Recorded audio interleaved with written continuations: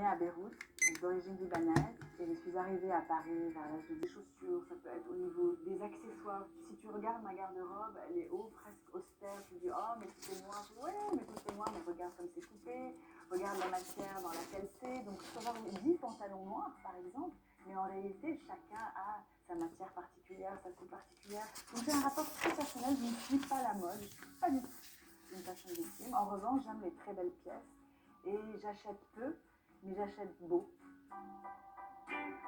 Je vis avec Olivier Lapidus, mon mari, qui est donc designer et couturier, et on a un peu construit cet espace à notre image, parce que la plupart des meubles de cet appartement, c'est lui qui les dessine.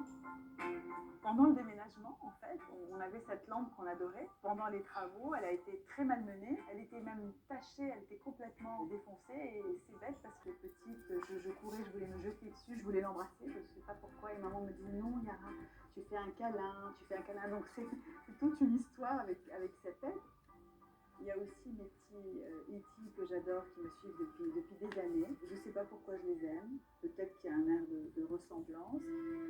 Là, c'est le livre d'Annie Leibovitz. Pour moi, c'est comme un tableau parce que tous les jours, je trouve peut-être que ce bazar correspond un peu à mon intérieur un peu fou parce que ça se voit peut-être pas, mais moi, il y a peut-être une chose qui est le lead dans ma vie, c'est la fantaisie. Pas trop rangé, mais à la fois cohérent. Il y a des petites images, quelques affiches de concerts, là, un peu de mon univers. C'est pas le moment.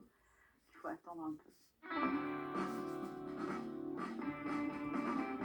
Comme tout le monde, j'ai grandi avec les Beatles. Mais John Lennon, c'est particulier parce que le papa d'Olivier, Ted, quand il était couturier dans les années 50-60, c'était son meilleur ami. Donc Olivier a grandi en les voyant à la maison. Ils ont même monté une marque ensemble.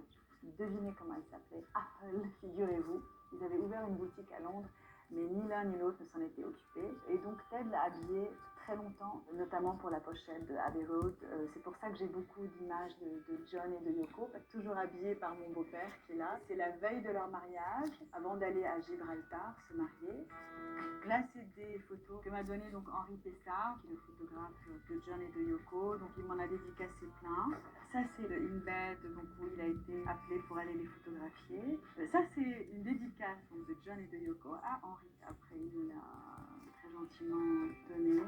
C'est émouvant parce qu'il a apporté ces images peut-être 2 mois avant sa mort, quoi. Ça me bouleverse vraiment.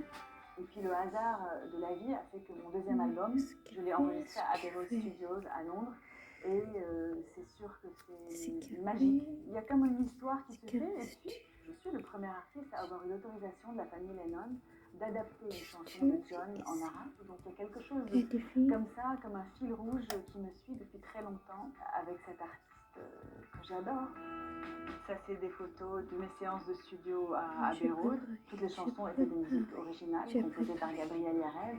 Mais une des chansons, c'était la musique de 37.2 le matin. Et j'ai voulu que ce soit un duo avec un homme. Et je cherchais cette voix rauque. Et un jour, je rencontre un tourneur formidable qui est Alain Lana. Et en parlant avec lui, il me dit cette chanson, idéalement, ce serait Iggy qui la chanterait. Mais je ne sais pas s'il voudrait, il est très spécial dans ses goûts. Et puis, écris-lui un mail. Et puis j'ai écrit le mail et je reçois cet SMS d'Iggy il y a un été et demi. Bien sûr, je veux chanter la chanson et je vais la chanter avec toi en anglais et en français. Viens à Miami, prends ton billet et je te retrouve. Et voilà comment je me suis trouvée à Miami. Et à un moment donné, quand il prononçait en français les ENT, il chantait les ENT. Donc je ne savais pas trop comment lui dire qu'il ne fallait pas. Et puis à un moment donné, il m'arrête et il me dit ah, je crois que tu n'as pas compris. Je suis en train de chanter tes mots.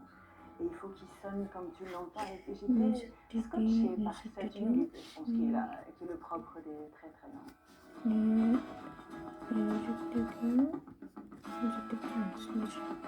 français. Le français, depuis le...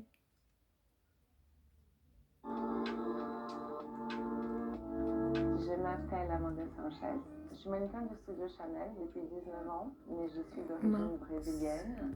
Je viens de São Paulo et avant d'arriver à Paris, j'ai eu la chance de pouvoir vivre dans plein de pays différents et de finalement découvrir Paris et de me dire que c'était la ville où je voulais vivre. Mon travail, mannequin cabine, c'est vraiment la mannequin qui essaie de la pollution. Depuis les premiers modèles imaginés par bien Virginie, sûr. avec les premières d'atelier, vraiment toute la mise au point Ну, d'une тогда не pièce всегда jusqu'au там défilé finalement, parce que je défile aussi.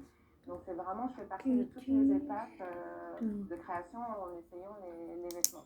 Moi, je trouve vraiment que j'ai vraiment le meilleur travail du monde.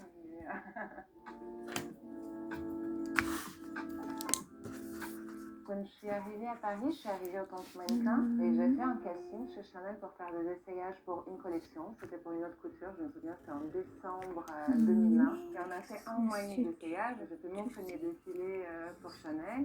On m'a demandé si je voulais rester encore une saison pour les essayages. J'ai dit oui, il y a encore une saison, il y a encore une saison, et ça fait 19 ans. Et c'est vrai que pour la dernière pré-collection d'été, Virginie Viard s'est inspirée en quelque sorte du Brésil et de